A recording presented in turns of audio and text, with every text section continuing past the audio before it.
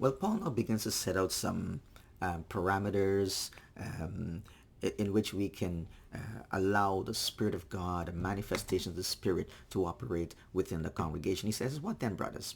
When you come together, okay, when you come together as a congregation, and think about this, how often does this happen in our church gatherings today? These things don't happen.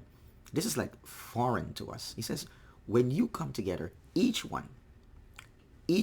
So what happens in the churches today is that we come, you have a worship leader or a worship team, they lead in songs, you have a pastor standing up preaching,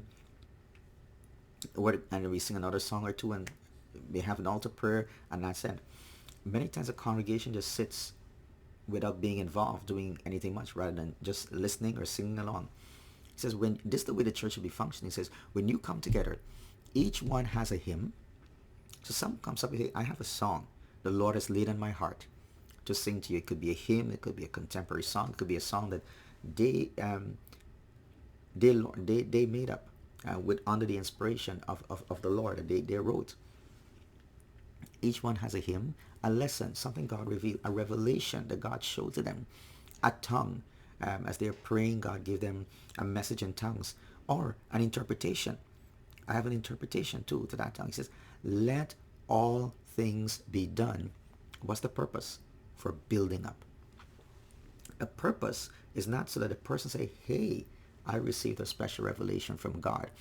Wow, look, I got this lesson to teach, so I'm great, I'm awesome. God is using me in a special way. I'm specially gifted. He says, no.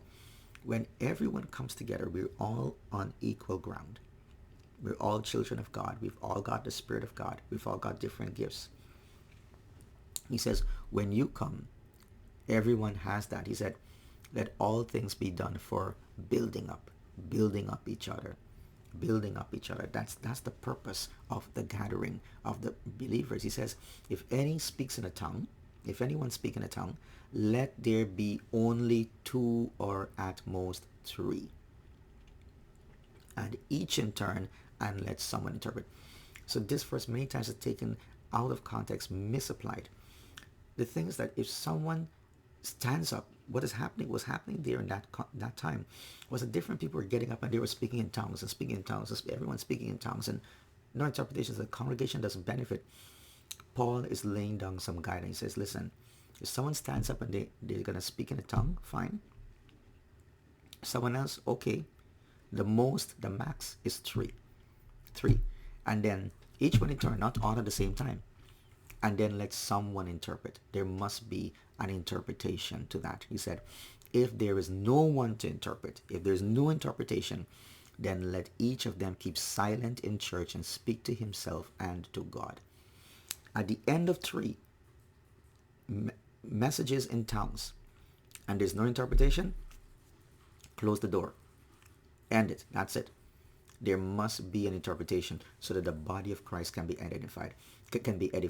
The point here that Paul is making, he's not saying don't speak in tongues in church. He's saying when someone's addressing the congregation in tongues, you have got to limit that. You've got some rules and some guidelines around that. And I hope this brings some enlightenment in this area.